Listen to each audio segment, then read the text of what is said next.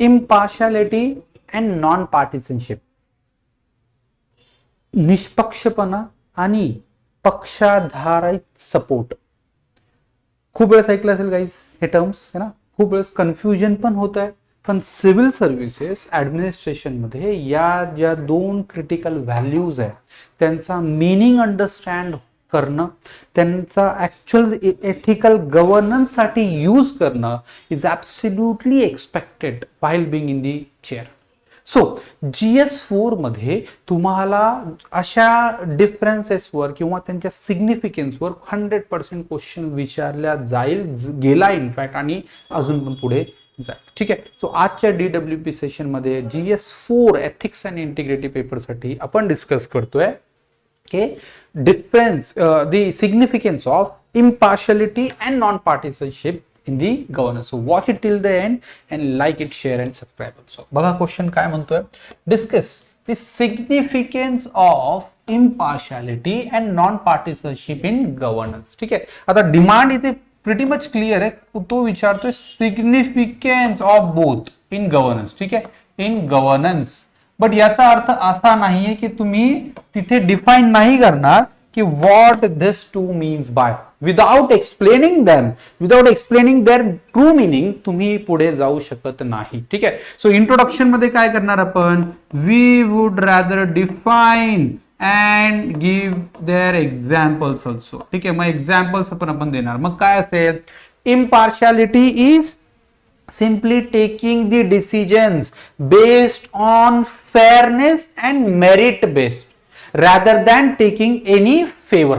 ठीक आहे. So the impartiality it simply की जिथे आपण निष्पक्षपणे एक जो केस ऑन केस बेसिस आहे त्याचा ऍडव्हान्टेज, त्याचे लिमिटेशन्स कन्सिडर करून फायनल कॉल घेतोय. That is what the impartiality. Example, collector approving that particular project, जिथे गव्हर्नमेंट्सला किंवा ऍडमिनिस्ट्रेशनला, गव्हर्नमेंटला फायदा पण आहे आणि सोबत क्वालिटी आणि क्वांटिटी हा फेवर म्हणजे जास्त बेटर आहे than any other favourable project.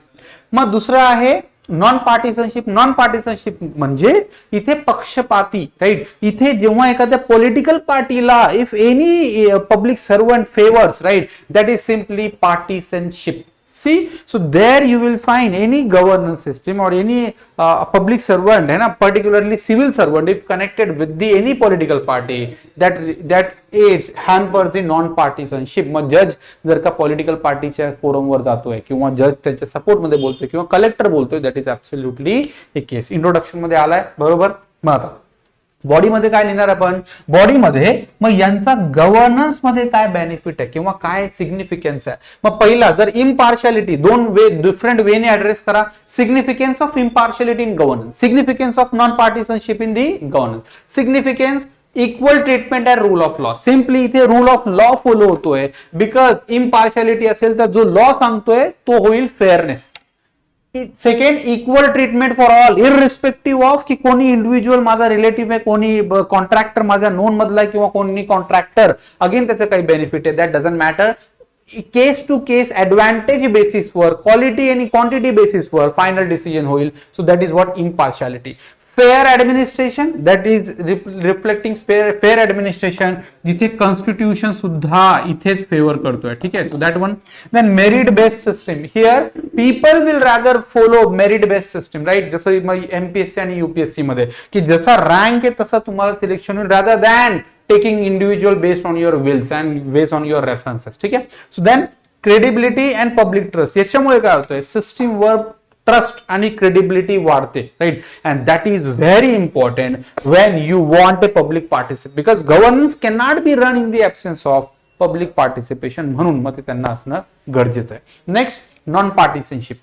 Non-partisanship, you should not represent any political party, rather should abide by the constitution and law. Yeah, so parliamentary law. So continuity of governance. So मग कोणती political party change झाली तर governance means same राहणार. हा, काही base policy change होतील but continuity राहील तिथे accountability is equally there, because again if you are favouring one political party तर मग तिथे अकाउंटेबिलिटी नसेल. जर तुमची फेवरेबल पार्टी जर पॉवर मध्ये असेल तर that is against the accountability principle. Prevention of misuse of power आणि integrity that is the very core value of civil services जी इथे येणार नाही. मग तुम्ही इथे केस स्टडीज देऊ शकता, की टीएन सेशन देऊ शकता, किंवा यू विल फाइंड सध्या एक IFS ऑफिसर आहे बघा, त्यांचं आहे अशोक खेमका देऊ शकता, जे नॉन पार्टिसनशिप आणि इम्पार्शियल बिहेवियरने त्यांनी सगळं केलं. किंवा मग ई टेंडरिंग वगैरे. मग कसं कन्क्लुजन मध्ये काय करणार आपण, कन्क्लुजन मध्ये how to ensure this further है ना in the administration, how to ensure by meaning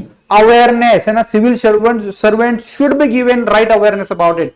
Then technology चा use है, then this culture of integrity, impartiality, non-partisanship should be inculcated in your organization. Code of conduct, code of ethics needs to be followed in true spirits also. ठीक आहे. मग हे जर का होईल आणि community participation to have a checks on this wrong behavior, corrupt behavior, then yes, so if we do have, तो absolutely आपल्या गव्हर्नन्स मध्ये impartiality आणि non partisanship would rather be managed then. So I hope you guys are getting this. कसा आपण answer करू शकतो, like करा, share करा, सबस्क्राईब करा, कमेंट करायला विसरू नका. थँक्यू.